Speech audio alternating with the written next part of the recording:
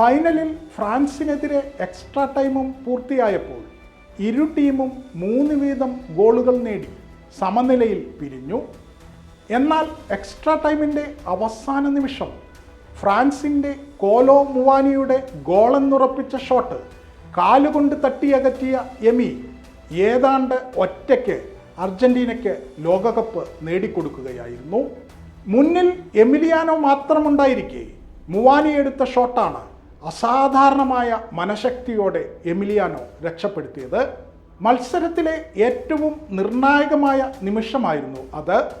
തുടർന്ന് നടന്ന penalty ഷൂട്ടൗട്ടിൽ Kingsley കോമൻ എടുത്ത കിക്ക് തട്ടിയകറ്റിയ എമിലിയാനോ 36 വർഷത്തെ ദീർഘമായ ഇടവേളയ്ക്ക് ശേഷം അർജന്റീനയ്ക്ക് ലോകകപ്പ് നേടിക്കൊടുത്തു. അതും എല്ലാ അർത്ഥത്തിലും കരുത്തരായ ഫ്രാൻസിനെ മറികടന്ന്. ഷൂട്ടൗട്ടിൽ 4-2 അർജന്റീന ജയിച്ചത്.